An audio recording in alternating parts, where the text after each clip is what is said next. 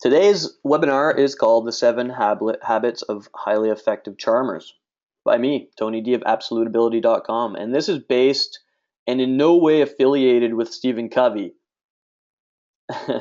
um, yeah, so I don't get sued. I don't think that his estate would really give a shit about a little pickup coach like me using his material and bastardizing it to help get guys laid. But that's what I'm doing. Thanks, Steven. I'm going to take Stephen Covey's nice rules of a good life and use them to help us all get laid a little more and with better women. Thanks, Steve. Thanks, Stevie. Stephen Covey wrote, in case you don't know, if you are totally, if you've never heard of this guy, he wrote a book called The Seven Habits of Highly Effective People, a very, very famous self-help tome. Probably sold like 1 billion copies around the world, and it's basically mandatory reading for anybody who's into business or marketing and self-development. And the PUA pickup community, red pill manosphere, they all seem to love this as well, this book. And I found it to be a really great book. And since he died, he had a bicycle accident, which I think is a great way to go, man. If you're like 70 years old or however old he was, to not die in a bed of shitting your diaper while they feed you prune juice, but to die head on in a collision into a rock with your skull. I think that's a good way to go. It's like going in battle. It's better than dying of old age. But I wanted to honor him. I wanted to honor him by helping you guys out, by using his rules to show them how to show them how you can use it to improve your life and get more women. Who is Tony D again? Basically, I'm fucking awesome. Yeah, I love being me. Maybe some of you have read my book, 1,000 Tiny Failures. It's really high rated on Amazon.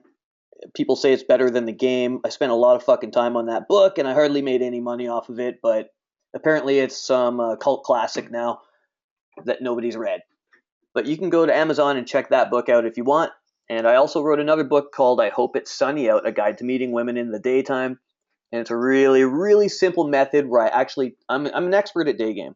And it's the most simple method for day game you could possibly find. So many of these books about day game, they're just convoluted with so much information and they're overwhelming. My book is really made for any level, intermediate, newbie, advanced, to just take the information and the knowledge that I've gained from 6 years of teaching day game in field and use it to get better. It's all in there. And I'm going to do a day game product pretty soon. And if you keep following my webinars, guys, if you go to my blog, AbsoluteAbility.com, and you subscribe to my newsletter, you'll know all about the deals I have. I give away free shit all the time. I host webinars now, and so if you guys subscribe to the blog, you will get all that information. Follow me on Facebook and all that shit too. I think I have links. Whatever, fuck. Just do what you want. All right, let's get right into his rules because I want to get through all this stuff. Rule number 1 of Stephen Covey's rules is be proactive. Be proactive versus reactive. It's pretty self-explanatory. If you're going to get good at game, a lot of guys, they want to absorb as much material as they can before they go out and practice. They want to study and know exactly what to say, exactly what to do.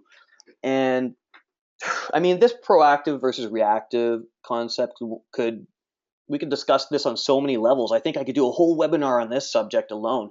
I mean, in field, especially in field, you want to be the proactive leader of the interactions of your game. You want to be the guy approaching the women. You want to be the guy escalating. You want to be the guy leading. And you want to be proactive in the environment, in any situation, day or night, and not reactive to the environment. Now, that might be like you're in a club and the lights are pounding and it's causing massive adrenaline rushes because you're not used to that environment, and now you are reacting to the environment, where actually just the fact that you're in that environment, acclimating yourself, is proactive in itself. So that's good. Anything that you do to improve yourself in any area of your life where you are taking action and moving forward to make everything better is being proactive. pretty self-explanatory, but back when this book came out, maybe that wasn't a well-known concept as well as it is now.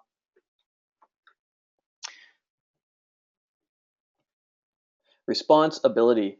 So Stephen likes to talk about this concept of responsibility, and if you look at it in two words, you have response and ability.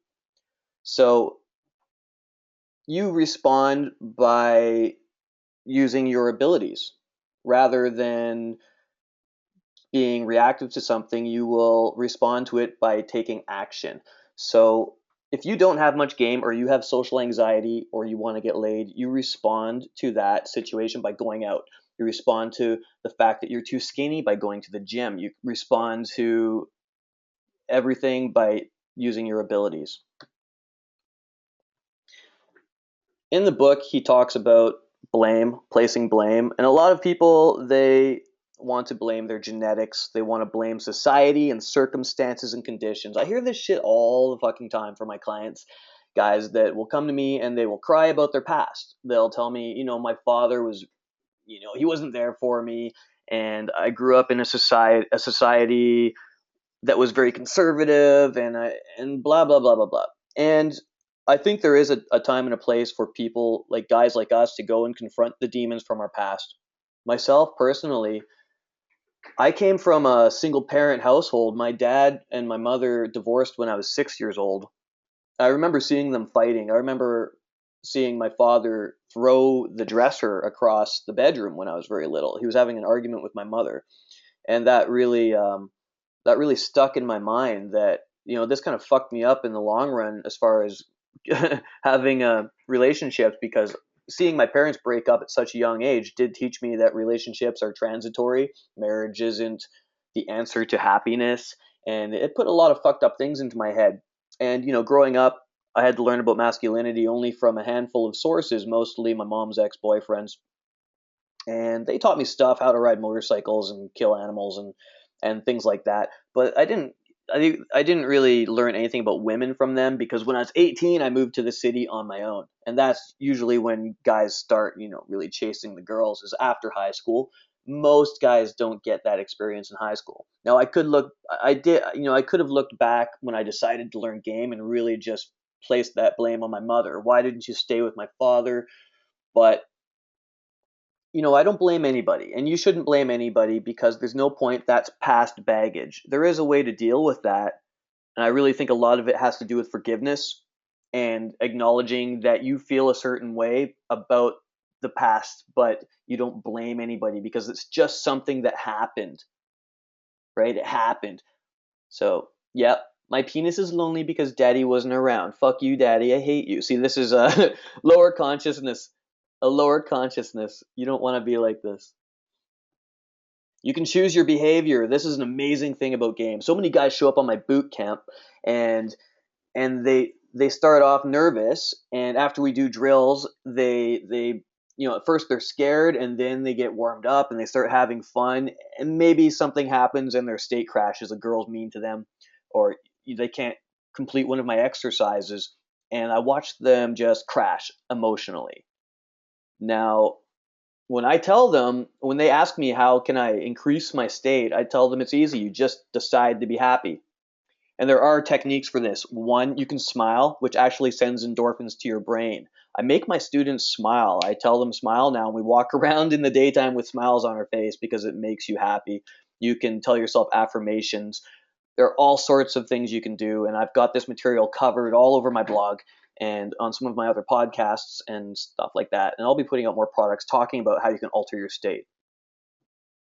Proactive language. Stephen talks about proactive language, and this is so powerful because it's like Yoda says, do or do not, there is no try. Do or do not, there is no try. Right? So many guys, they go out with this concept in mind that they're going to try their best. I'll try my best. There is no try, there's only do. Right? Maybe this is if I could, you have to watch your language. You have to watch your own language when you're doing this kind of stuff, because if you start saying things like to yourself or to other people, if only I had more money, if only I had better clothes, If only I lived in the city instead of out here in the country where there's only hick girls with big boobies and all these cows. There aren't enough girls. There's only cows with big udders around. You don't want to start using that sort of language because that language is actually programming your brain to it'll affect you. So you want to say I can move to a new city when I have more money. I'm going to make more money. I'm going to go to the gym and I'm going to have more body mass. I'm going to grow my wealth. I'm going to get the hotter girls. I will. I will. Never say I can't, I won't, or any of these things if they're not true. So always like pay attention to your own language and the things you say to other people, and then think about it later and try to change that in the future so that your language is always positive. It sounds corny, but it really works and it will change your subconscious. Number 2, begin with the end in mind. A mental creation first. So you want to have the idea in your head of what you want to accomplish. So many of you go out to practice your game and you're like, I'm going to go out and practice my game. And that's fine. That's really good, but when I go out with my friends, if we're actually going out say at night and we want to get laid, we're like, tonight we're going to get laid. We know where we're going. Now, I guess this is sort of a paradox when it comes to having abundance mentality and not, being too goal oriented, but you have to find a balance between having that ultimate goal and also just enjoying the experience. But I always have a goal in mind. When I go out to teach day game, I visualize in my mind what I want to happen. So I see the day before me. I see my students doing awesome in field. I see women just reacting amazingly to me. I see this. When I made this webinar, I envisioned a lot of people showing up to watch the webinar. I envisioned the everything going perfectly. I envisioned you guys laughing on the other end at my stupid dick jokes. Or I haven't made a dick joke yet. I don't actually know many, but maybe I'll come up with one. And then you have to visualize what you want at night. If you want your game to be so awesome that you have like the hottest girls and the best girlfriend, you need to really see how that process will unfold from beginning to end.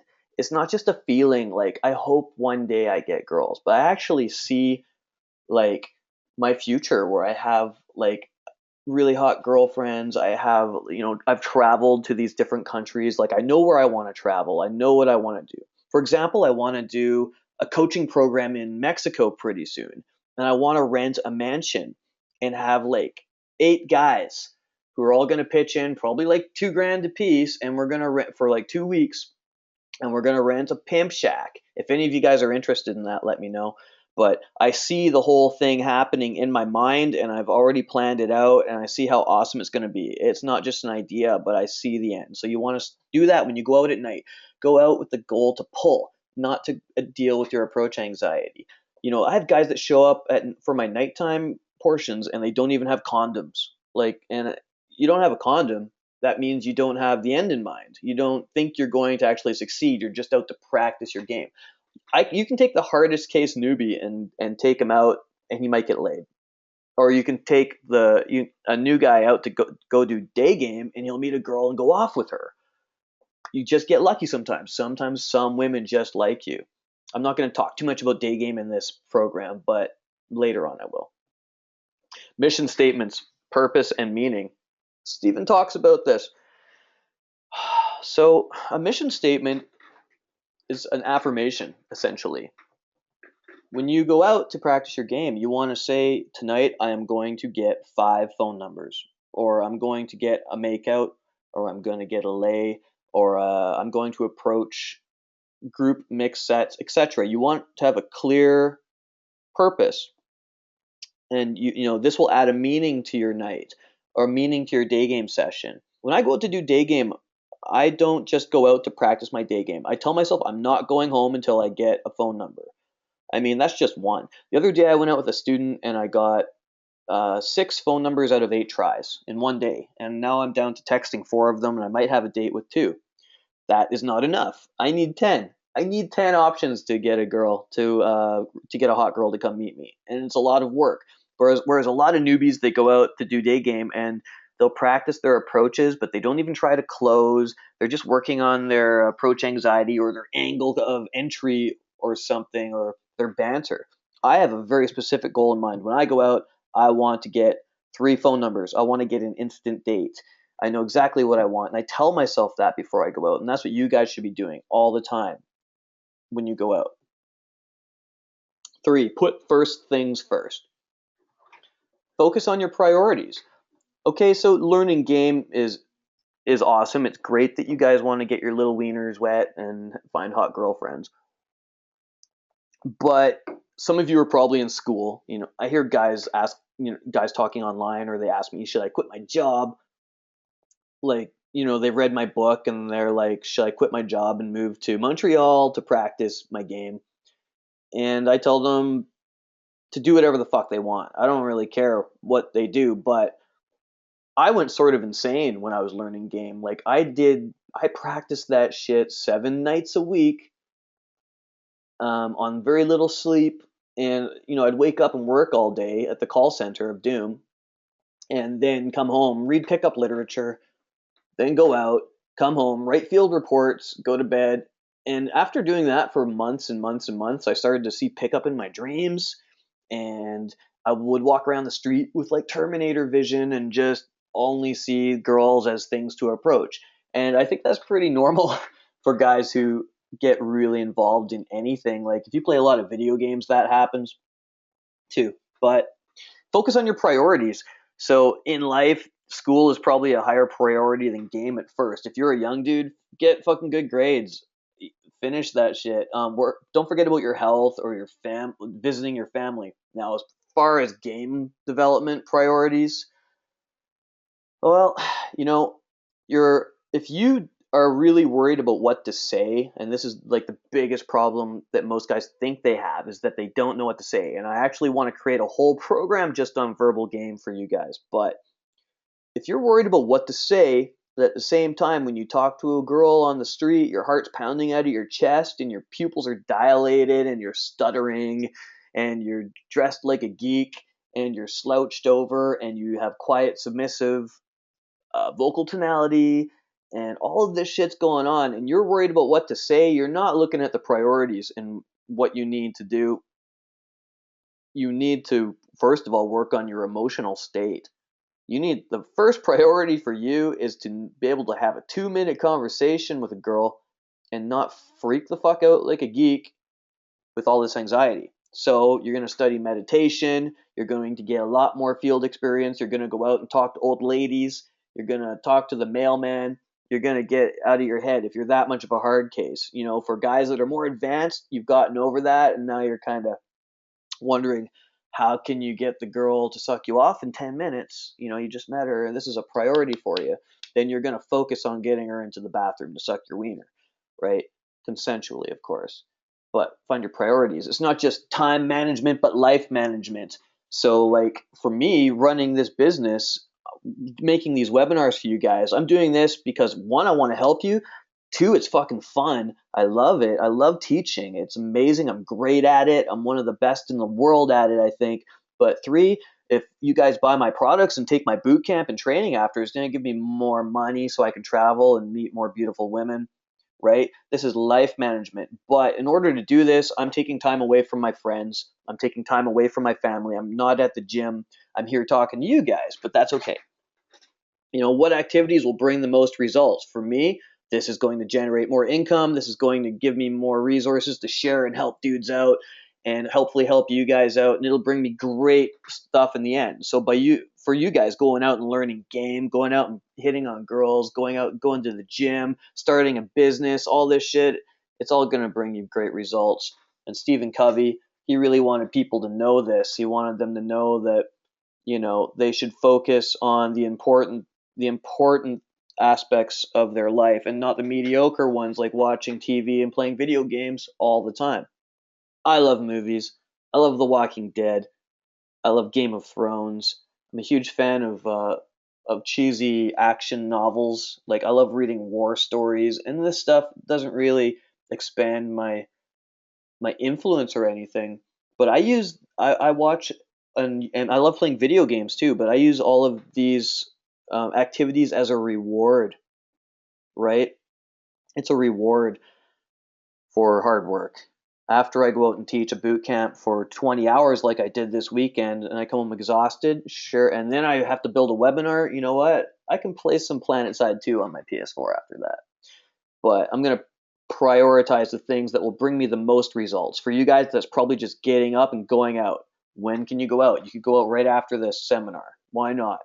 Maybe you have to work tomorrow, go out for 1 hour. It'll bring you more results than just reading about it, right?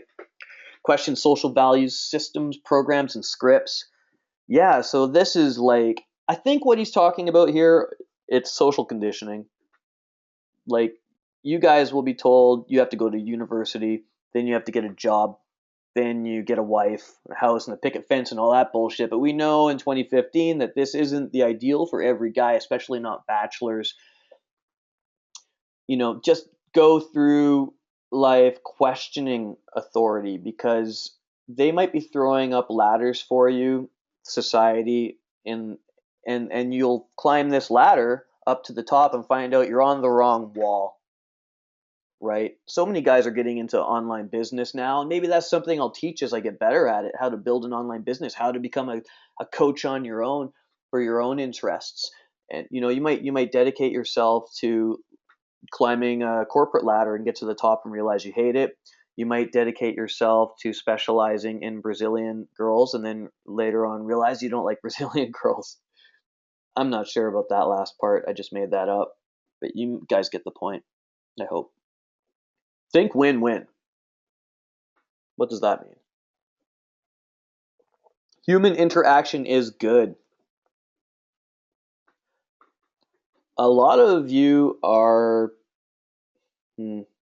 introverts. It would not even cover, or we wouldn't perfectly describe how a lot of you guys are because you're not all introverts. Like I am kind of introverted, but I'm also social. But I do have a problem in that I neglect people, I neglect my friends, I neglect even the women. Sometimes I would rather be working on my nerd projects than going on a date. But I have to constantly remind myself that human interaction is what brings me the most joy. And if you guys notice, with all the technology we have, the fucking computers and video games and smartphones and all this awesome stuff that I love, it's all great. But I find if I go to like a potluck, even if I don't want to go, if I make myself go and like eat the fondue with my friends and whatnot, I come home feeling like fulfilled and refreshed. I could be broke, but after the potluck, I feel good. Why is that? It's because human interaction is good. Find mentors, help newbies. This is important. If I had money when I was younger, I would have hired a dating coach to get me through this shit faster. Now, this probably sounds like a sales pitch because you guys should all definitely hire me, phone coaching or game coaching, but hire a coach if you're stuck, if you're not getting it done in your city. Find a guy with good reviews and get help. If it's in business, hire a mentor. I paid thousands of dollars for business mentors myself. Mentors will get you where you need to go much faster. Human interaction is good. Don't try to just learn everything on the internet and on your own and be this Nietzschean superhero who steps on the heads of the weak. You want to find the strong and get them to give you a hand. The strength recognizes strength. And if you are taking your resources and sharing it with someone who has more knowledge and experience than you, they're going to pull you up as high as they can. And if they don't, they're not a good mentor. And on the other hand, you want to help newbies, people that you see that are striving to get where you're going. You want to, instead of making fun of them and calling them a hard case or saying they're fucking up your game, you want to grab those guys and help them out a little bit and help them get as high as they can with your hand. Because that will actually teach you more about game than just going out on your own as well by helping new guys because you get to articulate your thoughts. Right now, teaching this webinar, I'm learning so much about teaching right now. So you guys can see how that could help you, I hope. It's not a lose-win. So competition in business, there are a lot of people who have a very scarce mindset when it comes to my industry. A lot of coaches in my industry, they talk shit about each other and they try to steal each other's clients or Google real estate. And I'm friends with a lot of coaches because I put them on my blog. I have interviews with Arash Dibazar, DJ Fuji, um, Eddie Baller, and a lot of other people that I respect and admire. And there are some people in the industry who talk shit about other people, and those are the people I don't like to put on my show or on my blog. Why would promoting another dating coach help me? Well, because I don't really give a shit if it helps me. I do it because I like them and I think that their information will help my fans. And in return, maybe in the future, those guys will hook me up. I don't care if they do or don't, but it's not a lose win situation to work with somebody. So it's like when you're in the club and you see a guy coming up like an AMOG, you don't have to see a guy who's coming after your girl as the enemy all the time. You can actually bro down with those dudes. I've gotten free drinks out of a lot of guys that came to AMOG my girls. I've won little AMOG battles, alpha male other guy battles. That's where someone tries to steal your girl or something, but I've actually made friends with those guys instead of seeing them as the enemy and brought them onto my team and partied with them. And with girls, a lot of guys see this whole pickup thing as being sort of a battle. And I do refer to martial arts a lot in my teaching. Like it's not necessarily a battle against somebody, but more like a game that you're playing with somebody. It's a win-win. You want to see life in all interactions with people as a win-win situation. People are not your enemy. They shouldn't be anyway, unless they're attacking you. Then you defend yourself. But otherwise, see everyone as allies. 3 attitudes: integrity. This is kind of cool. Uh, Integrity, maturity, and abundance. Well, a lot of guys go out to do game and they just fuck a bunch of women and they don't call them back, and the women hate pickup artists because of that. I've done it. I'm totally guilty of that, but it's something that you have to deal with on your own. And I don't think that there's anything wrong with leaving someone behind if they don't fit into your lifestyle or they don't have the same values as you, and you find that out quickly after inserting your penis into them. Then you have to leave them behind. I had to leave a girl because she smoked a shitload of cigarettes and she drank a lot. Even though I liked her, she didn't go to the gym, and I just couldn't see a future with her other than seeing her once a week. And so I let her go, and I feel it sucks, man. It sucks, but I have to live by my values and bring people into my life that have the same values. Integrity in business.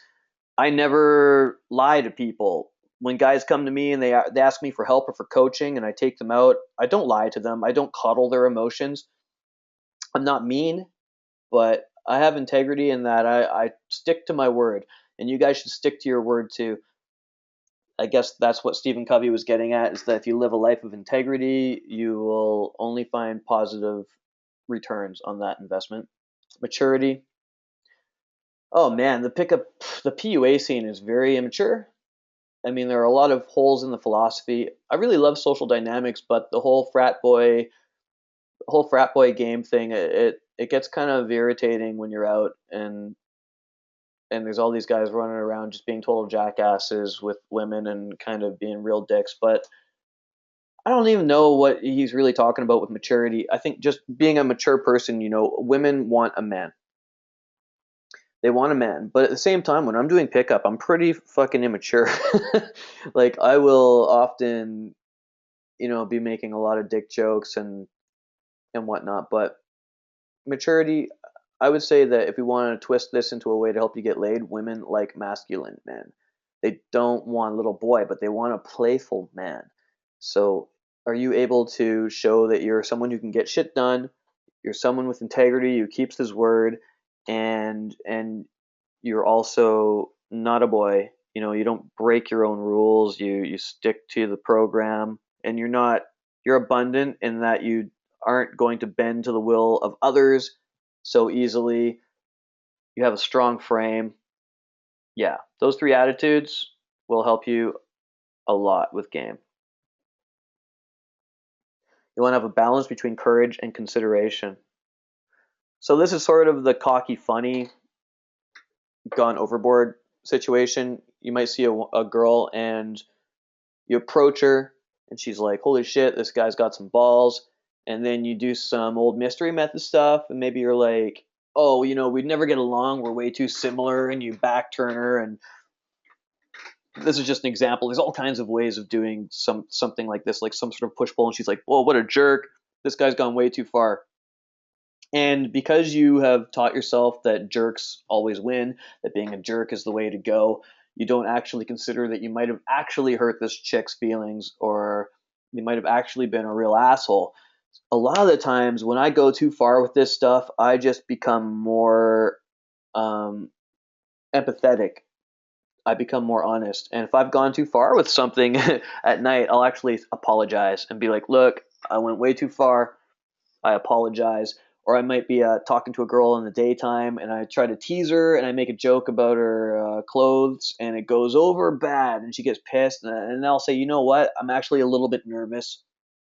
I'm not usually nervous around girls, but you make me nervous and I'm really sorry. And this will actually save a lot of the damage. It'll do a lot of the damage control for you. So it's a balance between having guts, being a masculine guy, and also being considerate.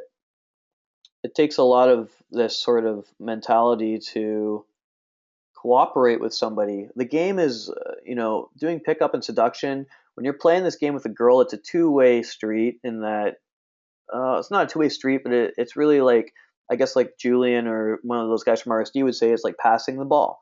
You pass the ball to her, she passes the ball back. So you have to understand you are dealing with other humans in this game and not just robots. Even though it helps sometimes to see them like robots because then you don't let your emotions get the best of you. That's another story. That's turning your empathy on and off.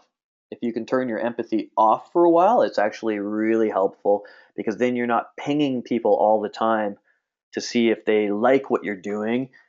It'll turn off your approach anxiety too. But whenever I do hook a girl, she instantly becomes a human. She becomes real again, and then I can do the emotional back and forth with her. But when I'm just approaching girls and trying to find a girl to hook, I really turn my empathy off. Yeah, not you versus her.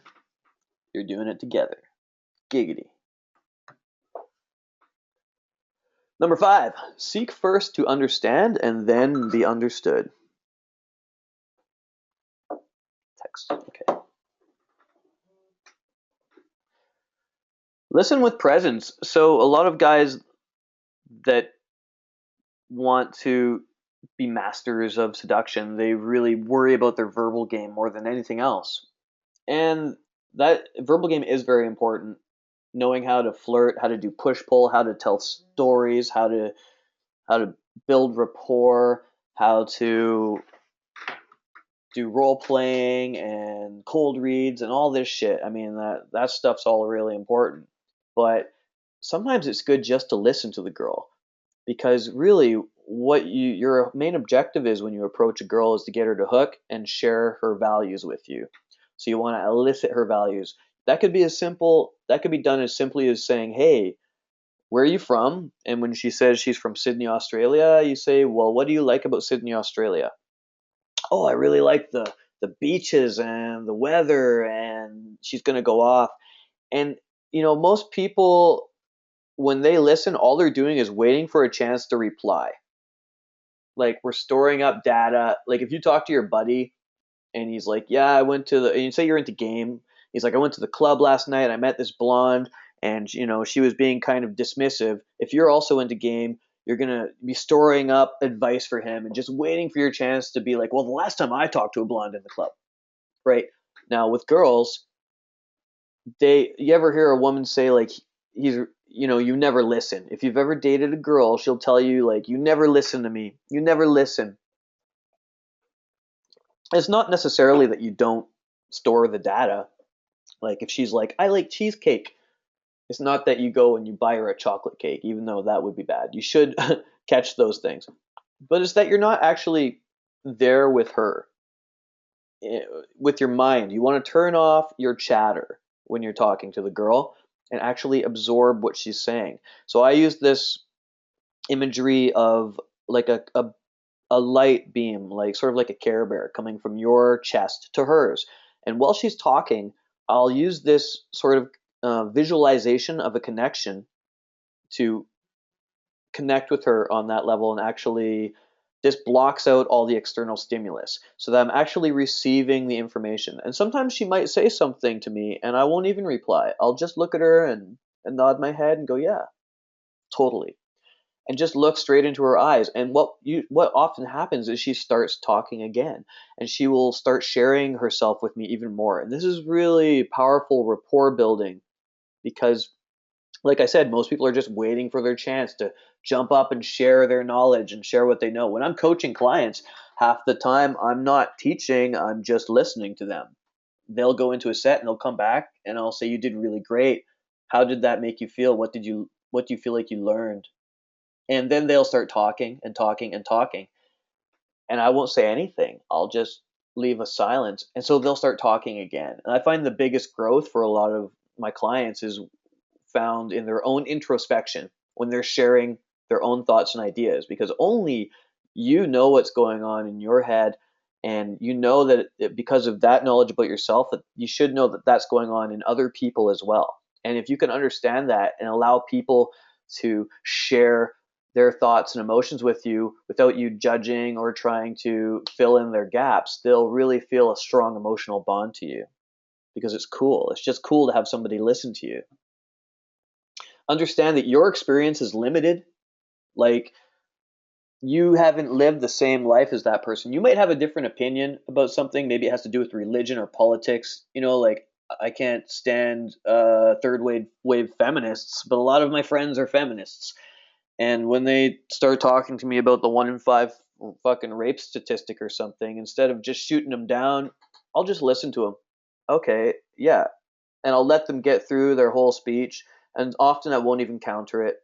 I'll just let it go, even though it's annoying because they're still my friend and I respect them. But you don't have to disagree with somebody all the time. You can understand that I understand that I'm not a woman and I don't experience any kind of sexual harassment except when I go to Davies Street, which is the gay neighborhood, and then I kind of enjoy it. I like being objectified by the gay guys because it boosts my ego a little bit. Anyway, just realize whenever you're speaking to a woman that you don't really know her experience or even any other human being. And this will give you the ability to sort of adapt to their way of thinking, which will in turn help you improve your mind and your own philosophies instead of just shutting it down because you've had your experience and that's all that matters. Communication. Enough said. That was kind of a shitty note. I just wrote communication. Yeah, communicate. But you know what? So many people lack communication in game and they just don't know how to communicate. I was out with a guy this weekend, really awesome student, worked his butt off, but he was, a computer programmer like most of my clients. And he's like, I don't know what to say. And it wasn't that he didn't know what to say, it was that he was unable to communicate. I was trying to get him to spin a girl. And to spin a girl, all you have to do is hold your hand out. You put your hand out with a wide arc so that she can see you, especially in a loud nightclub. It's all about your body language. Now, he would kind of meekly toss his palm up and shrug his shoulders. And I couldn't even, in the dark club, I couldn't even tell what he was doing. And I said, you're not communicating, okay? Like, you need to let people see your movement. You need to take up space. You need to be the presence in the room that is seen and heard and felt. If you go out there and you're trying to do this stuff and you don't want anyone to see you, you don't want anyone to know you're trying to pick up, you don't want to be heard, you're not going to be good at this stuff. You have to be the shiny guy. You have to be the one who communicates with everybody. Like, I'm communicating with you guys as openly as I can. And that's why you're all here, I hope, because I'm good at communicating. And that's what you need to do to be good with women, is not repress all of your ideas, but in fact share them with the women. Share that you like video games, or share that you are into rock climbing. Share that, I have a client that works in the library, And that's a really fucking cool job, in my opinion. But he was embarrassed about that, and he didn't want to tell any of the girls. And I told him, share that, communicate it. Say, I work in the library. I really like my job. I get to be around books all day, and women will find that exciting. And in fact, he did talk to this hot blonde, and he didn't know what to say. And he remembered that I had explained to him he should just communicate what he does. And he said, I work in the library. I really like my job. It's cool. I'm around a lot of books. And he said, I also teach rollerblading, which he had never shared before. I had to dig it out of him. And when he did, she found him much more interesting. And he got her number. Or I got her email, I think. Anyway. Yeah, so a lot of guys, they'll just selectively listen to a woman. They won't really be present and absorb what she's saying, and all he'll hear are her confirmations of a date. So do you want to hang out? Maybe. She said maybe. But, if he asks her what she does, then she says, well, I'm a student, I'm studying biology. Oh, cool, anyway, and he'll cut her off and keep going. Whereas I would actually explore that subject of biology and say, really, what do you like about biology? And I would let her express herself and learn about her values. And then I could use those values to seduce her. So if she says she likes biology because she's really into nature and life, then I could say, so you're some sort of hippie witch, and you're going to turn me into a midget albino pygmy in my sleep if I cheat on you. Like, I could use that to be funny, or I could build rapport with her and say, um, well, I also love biology. I have a whole bunch of biology notebooks at home, and I'm kind of a biology nerd, which I'm totally not. So that would be lying, but I hope you guys get the point. And that if you listen to someone fully, you're going to pick up so much more that you can use to connect with them rather than just waiting to hear what you want to hear based on your bias. Storing things to say, so a lot of guys will just store this shit to say, like, someone's talking about politics and they have an opinion on Trump, and you'll just sit there for 10 minutes with that idea about Trump, and you want to just counter, and during that time while you're storing that idea, you're completely not present to what that person's saying. Like, you might be doing that right now. Questions are coming up or statements on my feed, which is cool. I'll get to them after. But this happens in conversation a lot. And if you're talking to somebody and you're trying to be present, you're trying to feel their energy and absorb what they're saying, and then you have your own comments, your own opinion that gets caught in your mind. If you hold on to that the whole time, you're actually not going to be absorbing the rest of their information, which is going to fuck up your verbal game. So you want to somehow like store that in your subconscious, or just let it go and just listen to them without needing this idea, without needing to like respond to it to share your opinion, rather than just empathizing. Yeah, we're always evaluating, probing, advising, or interpreting. It's just something our brain does. Catch yourself doing it. It's kind of lame.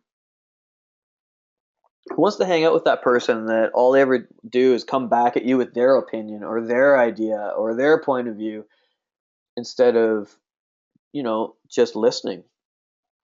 As far as pickup is concerned, though, I have to say, sometimes having your own opinions and just being sort of dominant is really powerful, because a lot of women do like to be dominated intellectually.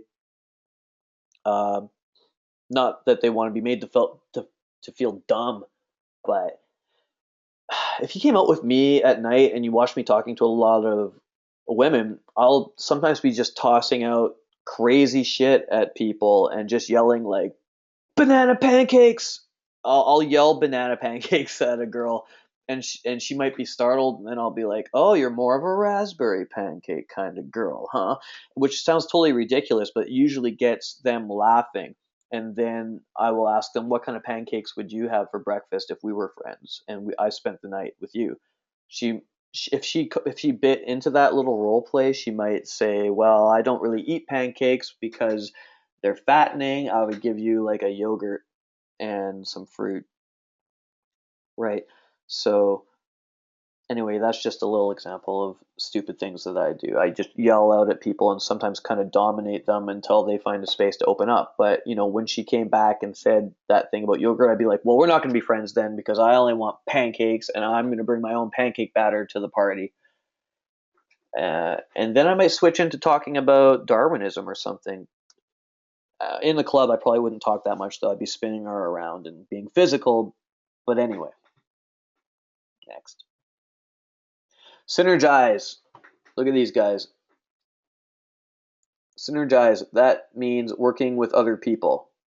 So look at that wingman. He's really taken one for the team there on the left. Teamwork is important. If you guys really are going out a lot, having a wingman helps a lot, man. I mean, a guy that is good with girls is the most, and who understands the rules. Like, you don't steal your buddy's girl. You make your buddy look cool. You don't interrupt his interaction unless he asks you to. This kind of stuff. Synergy.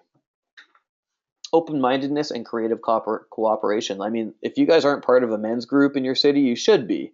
I don't have a men's group, but sign up for my Facebook, Tony D Absolute, and I will be creating a group in the future for people to mastermind. But right now we've got layers, forums.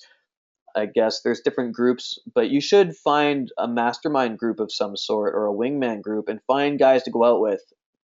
If you go out in the pickup community enough, you'll realize that a lot of the dudes have messed up egos and they're kind of weird and blah blah blah. But you will notice that most of them are all on the path to improvement, and a lot of those guys that seem kind of weird now are going to end up being your best friends.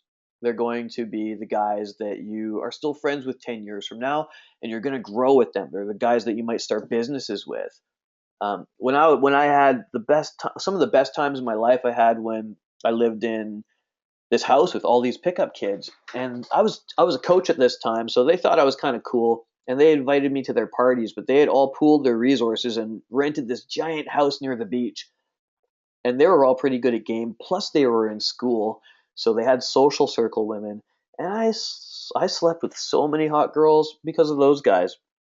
And I introduced girls to them, and the girls were really happy because they got to hang out with a whole bunch of cool guys that have game. Now, having game, society from the outside looks at the word game and sees it as some sort of evil manipulation. But I see game as just meaning you have awesome social skills. It means you're someone who's into self improvement. It's, you have integrity and strength, and you're funnier, and you're more outgoing, and you're more interesting, and you're a creator rather than an absorber. Having game is awesome. And how do you develop game? One, by hitting on lots of girls, and two, just improving every aspect of your fucking life. So the more people you have in your life that align with these ideals, the more powerful you're going to become. And I want to actually start a physical group here in Vancouver, BC. So if you guys are interested in coming to my real life meetups, which I'm going to be doing pretty soon, let me know through email, through my Facebook, through the blog. Hey, I'm interested in that. And I will keep you guys up to date. You should be on my newsletter. I'll let you know about this. But I want to rent a space and just have a place for guys to get together and mastermind, talk about their lives, talk about their sticking points, talk about their parents and their past if they want to, anything to improve, help to share and improve themselves. And maybe in the future I'll have one for women too, or a co-op group. Sharing and doing things with other people really is powerful and inspiring. You don't want to socially isolate yourself. Trust me. I know from experience because I'm a total introvert at heart. Yeah, having people around. Look at this terrible. I'm putting capital O's on here. Anyway, having people around is with different opinions is amazing, because if you have someone with a different opinion who is your friend, then you will actually find new solutions to old problems, because you might be looking at a problem in your game and you just can't figure it out, but you bring someone else in, an outside observer, and they will find a solution to your problem. Maybe it's your body language and you can't see it because you've never noticed that you slouch really bad when you approach a girl, which makes you look submissive, or you never heard your vocal inflection go up, or someone listens to your verbal game and they realize that you are kind of a dick whenever a girl rejects you, and you don't even realize you're doing it because your ego is kind of being like fuck you to the girl, and she's not even rejecting you, which is making you look like a jerk. But by having a wingman or a buddy or a coach, to analyze you from the outside, you'll find new solutions for old problems. And differences are fucking good. Like, one of my friends is a skeptic. I'm super into UFOs and Bigfoot and giants and conspiracy theories. And, I don't wear a tin hat or anything, but I have a belief that everything is possible. And I find people who deny that anything is possible to be really limited in their philosophical growth and their scope. But my friend, one of my best friends, who's a natural with the girls, he's a real bastard. He is a skeptic, and so we're always butting heads about things. But if it wasn't for him, I wouldn't know who I was. Power in numbers, the more the merrier.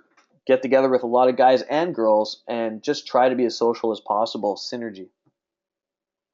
The last one, guys, the last one of Stephen Covey's 7 habits of highly effective people, which I'm using to bastardize to get your penis into the warm holes and to make many fine girlfriends from Sweden. You are your greatest asset. Like, don't neglect yourself on any level, physical, mental, emotional.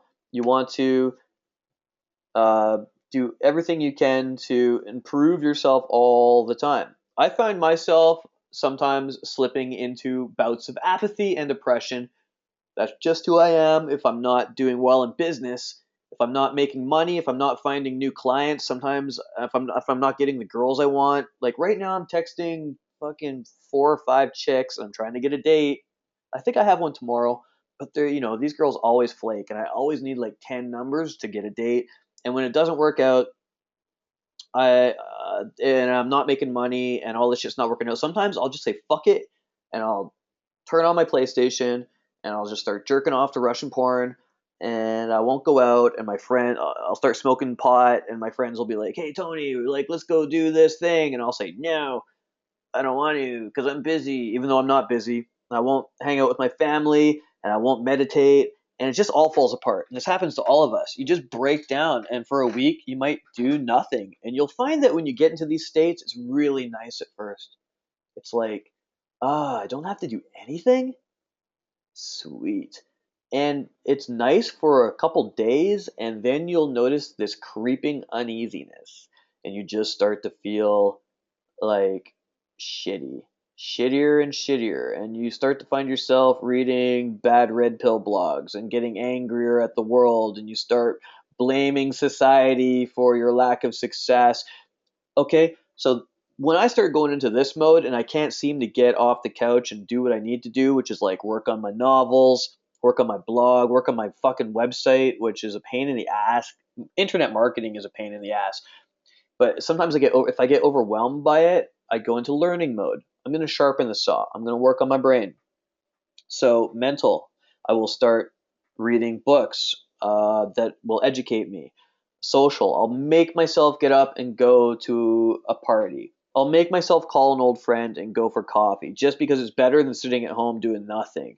Spiritual, if I'm gonna sit here doing nothing, I might as well meditate. I might as well listen to some Alan Watts. Google Alan Watts. He's amazing, by the way.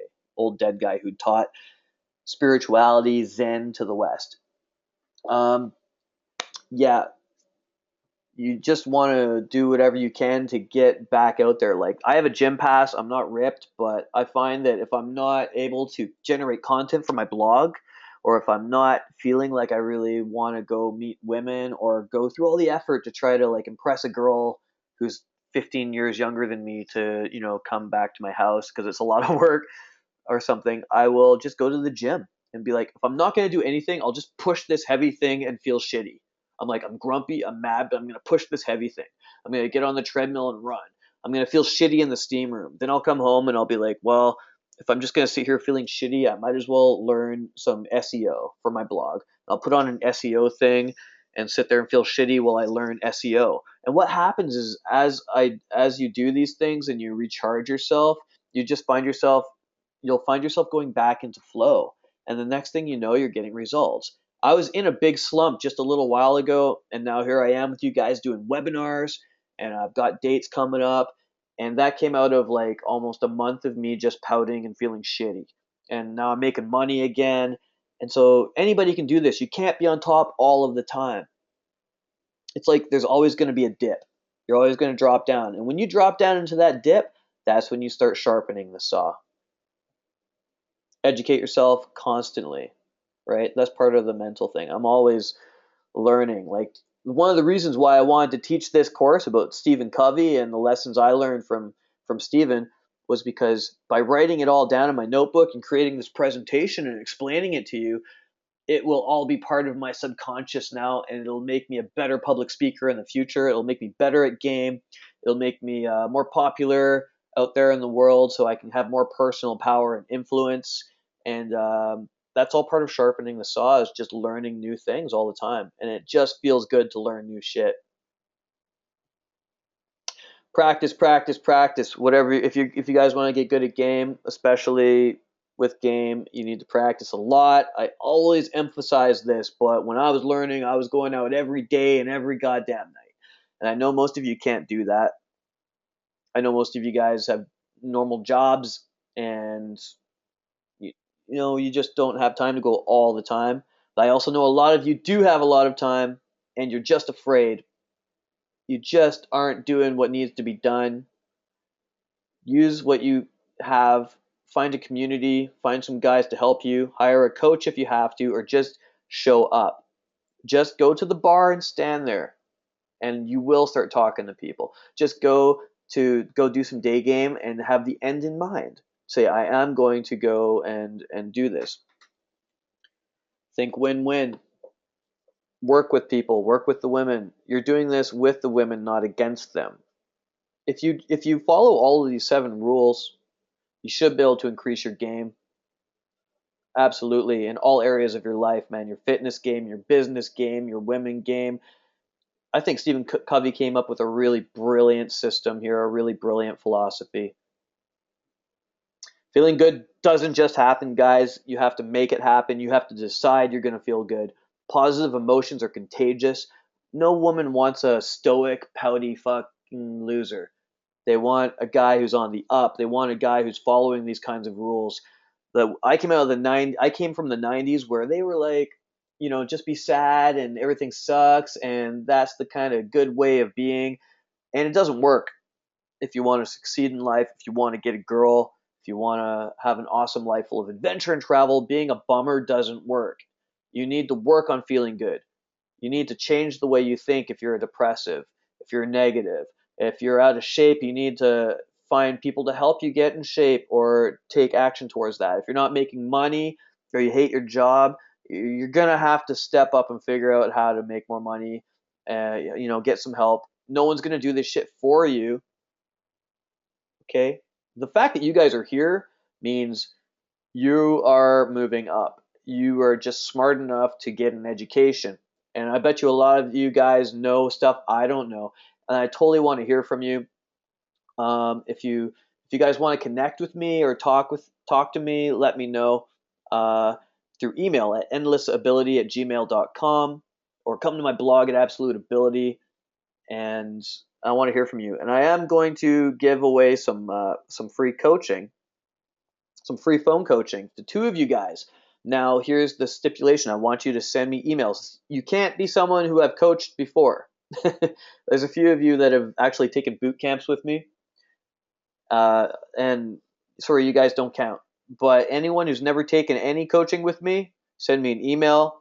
Tell me in a short paragraph who you are, how old you are, what your main issue is, and I'll decide on 2 of you for free phone coaching, 1 hour each. The stipulation is I'm going to record it and post it on my blog, so we can make sure you don't say your name. But you know what, man? Nobody fucking reads my blog. I get like 500 people a day Googling, why won't she text me back?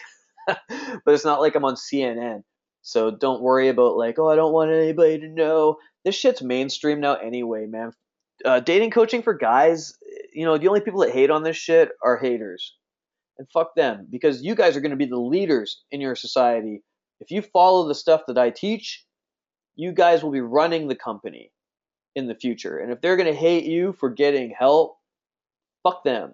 I'll try to keep it a little bit politically correct, so I'm not like, yeah, if you want to really turn her on, you gotta like rubber labia in a counterclockwise fashion while spraying it with peppermint mist. Like I'll try to keep it cool, but you know what to do. Here's a little quote from Stephen Covey. Your most important work is always ahead of you, never behind you. Stay in the present, look to the future, don't focus on the past. Pretty good advice, I would say.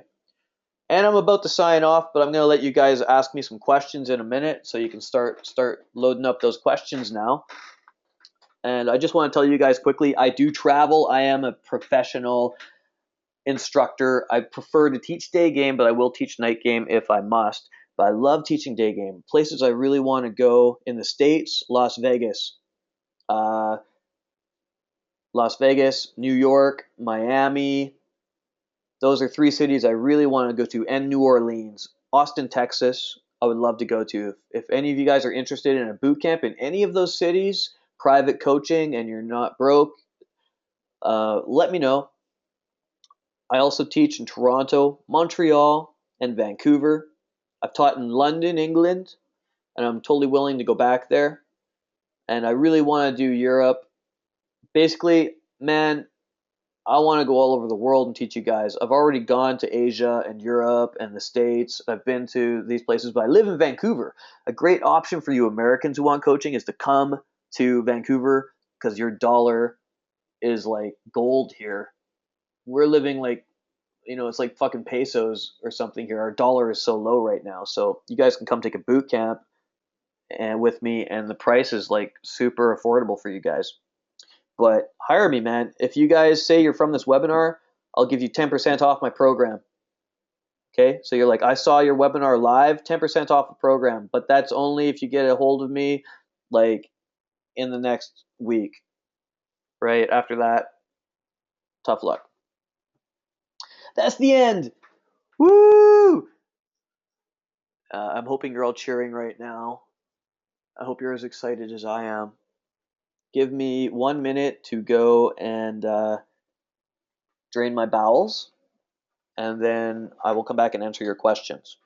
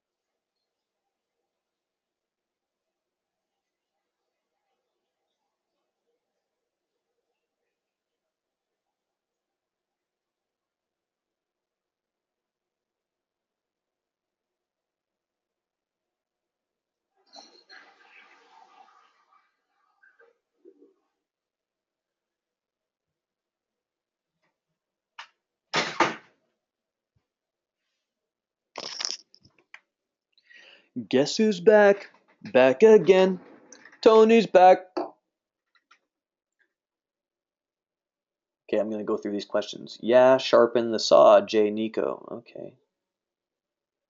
I want to die in an explosion. Yeah, I said that in my novel. I said I wanted to go in an explosion, like preferably falling in an airplane. In 1,000 Tiny Failures, I used to think about that all the time. I always think of like interesting ways to die, not because I want to die, but because I don't want it to be painful. I just want it to be fast and epic, however I go. How much is a night game boot camp, Tony? Well, just email me, Jake, and we'll talk about that because my day game boot camp is $1,200 for 3 days, and it'll change your life. I'm awesome at teaching this shit. That's why I'm not like a $400 boot camp guy. You're paying for a high end product, but night game, it depends. So contact me and I'll talk to you on the phone about it. Lol. Jake thinks I'm funny. He's laughing. Okay.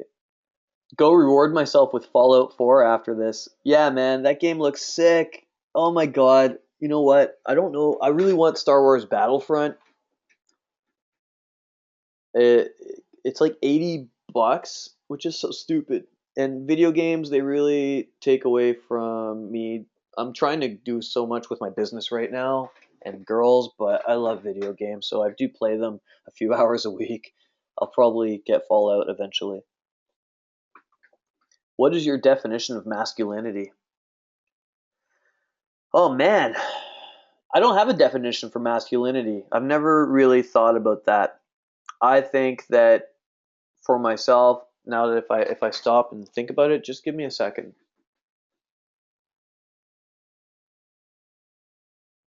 Getting shit done. Yeah. Relaxing when you want to relax, doing when you want to do, and and I think as far as being masculine, I want women to recognize my masculinity by rewarding that with their femininity. And in both man and woman, there is a polarity inside of us in that men are not 100% masculine. We do have feminine in us, and that comes in different degrees. And some men are very feminine, but at the same time have very strong masculine traits. Like some men are really good at completing their tasks, but they like to paint their nails and dress like a dandy, right? So it's hard to define masculinity, and this is something that changes throughout history. If you look at masculinity going back to something like the Renaissance era, men were dressing in a very feminine way, and their body language was even very feminine in the upper class, right? Like they'd wear the tights and the big wigs, but yet they still had their they were still men. They would still fight duels with swords and go to wars. So it's hard to define what masculine really is. It's really up to you. Ron really loves my show. Thanks, Ron. Awesome. More lols, laughing out loud. I guess I said some funny shit. I try to be funny. I have the same bamboo tone for texts. Yeah, I'm getting texts from people because I'm popular today. Haha, I love you. I love you too. Thanks for showing up. If you guys want to help me out, if any of you read my book, you could leave a review on Amazon of 1,000 Tiny Failures, because any type of feedback I get helps me.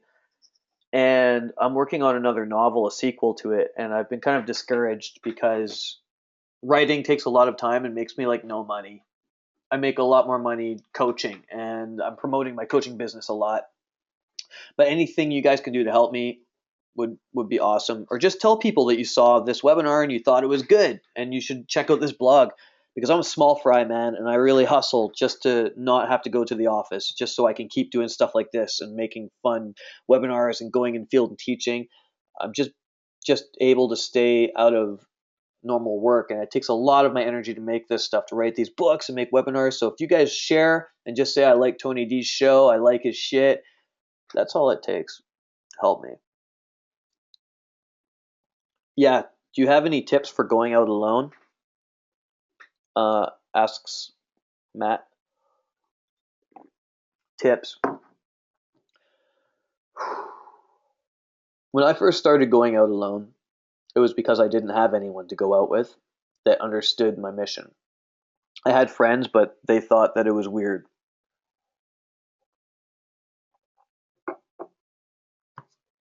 And so I went out alone. And the first time I ever went out alone, I went to a club and I just stood there in the crowd and pretended to talk on my phone. It's in my novel. And I was shitting my pants. I was literally overwhelmed by the environment.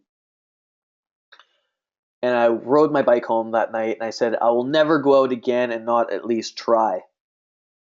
So just show up, okay? Tip number one for going out alone: if you're going out at night, just show up. If you're going to do day game, it's a bit different because you're always out about and about anyway in the day, but you have to mentally decide, like have the end in mind, like Steven Covey says, today I'm going to do day game. And just show up. Go to your place where you're going to do it. Tell yourself I'm not leaving until I get a phone number or I do 5 approaches. And when you commit to it, then it makes it a lot harder for you to flake. But if you just say like one day, maybe this week, I'm going to do it, then it's not good enough. To go out alone, you need a real strength. You need to really commit to it. Journal, write in your journal, write notes about everything you do. Keep a diary of your progression, and this will help you to feel like you're making progress, because progress can seem so slow. It can seem like you're not getting anywhere. You're just getting rejected over and over and over, or you're not hooking. You're not even lasting 2 minutes. But you will get there with time. It takes a lot of time, months and months to get the basics down for most guys. So it can be discouraging. But I'll tell you what, man, I'll just tell you it fucking works. And if you go it alone, you will be so much stronger than the guys that depend on other people. On the other hand, you do want to find some friends to help you if you can.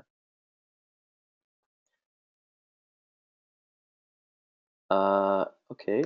Have you considered Jonathan asks, have you considered creating an accountability program? I ask because I have trouble keeping myself motivated to pursue types of women I have on my bucket list. By types of women, okay. Tall, black, blonde.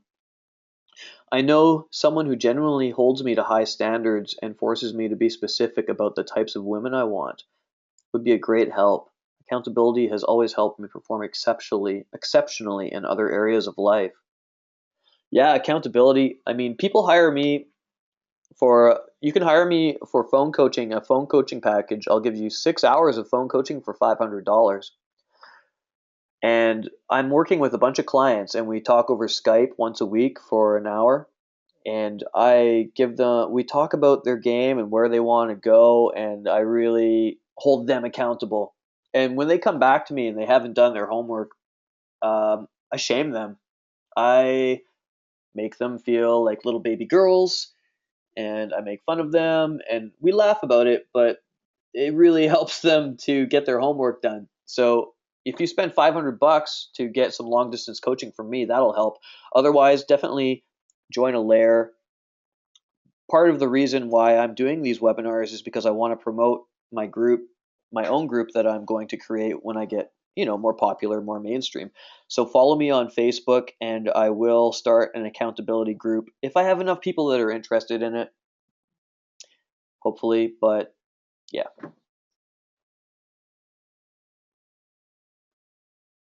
Can you schedule a boot camp with me way in advance? Yeah, just email me, man. We'll talk on Skype about that. If any of you guys are interested in coaching, any kind, phone coaching or boot camps or mentorships, you can hire me for a month. That's $4,000 in Vancouver. It's not cheap, but it's like a whole month of us working together. But if you're interested in any of that, like I said, you're going to get 10% off if you're from this webinar. Just contact me and we'll talk about it. Endlessability@gmail.com.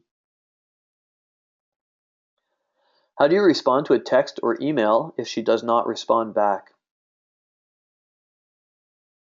Oh, fuck. You know what?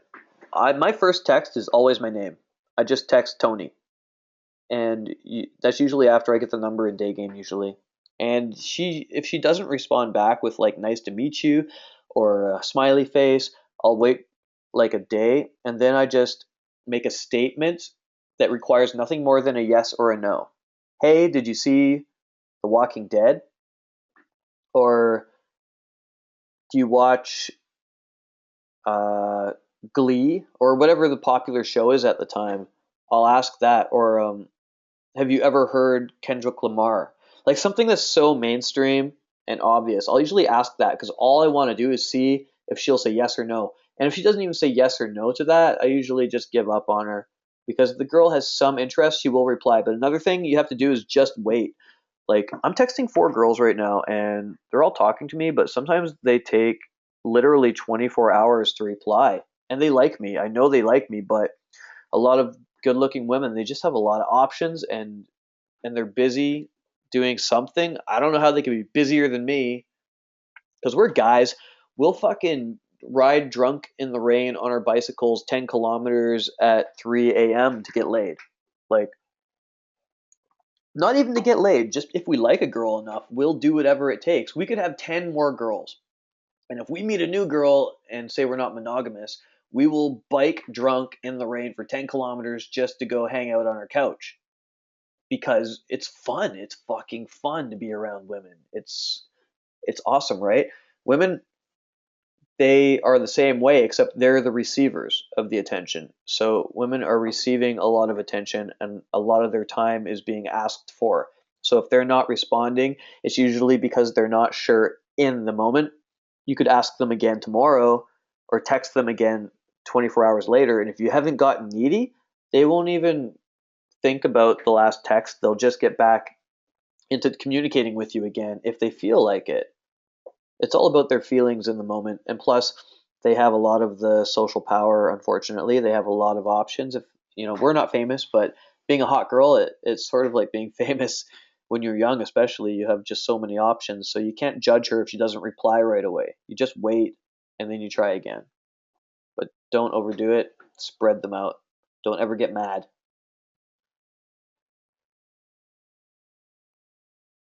Okay, I got a lot of questions. Okay, I'm going to skip down to the bottom here. Little Dicky. Okay, I don't know about Little Dicky.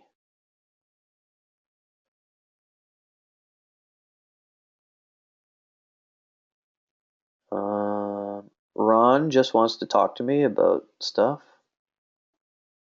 I think Arnold had a hard on pumping weights. Yeah, in that picture, yeah, he was rocking a big Austrian wiener. That's maybe he's on a bunch of crazy roids. How old am I? I am 37 years old. I'm going to be 38 soon. Would you ever consider offering training around San Francisco? Yeah, absolutely, dude. I would go to San Francisco like, well, I can't tomorrow because I have to work, but in like a week or two when I have free time, I would definitely go down there. I just have to make sure I'm not losing money on it. So I have to charge, a fair rate to go down there. But dude, I'm totally into that. Do you tease her? Yeah, teasing. Okay, so like you guys have some game questions. Keep in touch with my blog. I'm going to do more webinars and I will get into like hardcore game shit. I like to split up the holistic self-help stuff and the tactical game stuff. And sometimes I just like to talk about art and creativity. I have a lot of ideas. So teasing, that's like verbal game shit. That's something I'll expand upon in the future. I do tease a lot though. Do I like Tupac? I like Tupac. Yeah, I'm more into Kendrick. I don't know. I like Devin the Dude as far as hip hop is concerned. I'm into all kinds of tunes, but Tupac and Biggie, not so much actually. I just don't know them that well. Okay, guys, that's the end. Thank you for coming. It was a great time. And if you want to talk to me more, send me an email, reach out to me on Facebook or Twitter, Tony D Absolute on both of those. And keep in touch for the next one. I'll be probably doing a webinar every 2 weeks or a month. And I'm always putting out new blogs. You guys were awesome. Thanks for showing up. Go out and get your little wieners wet and stinky. Have fun.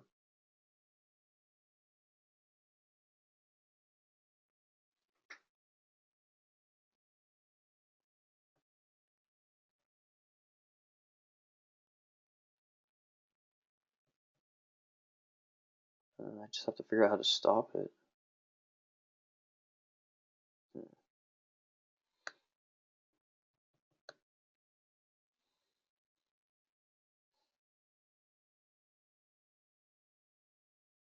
Not Tuesdays. All right.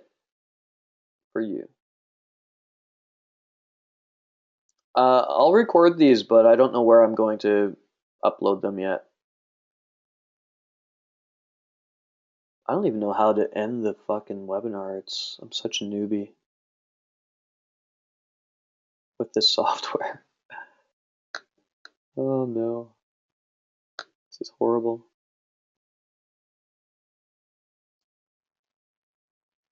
Question.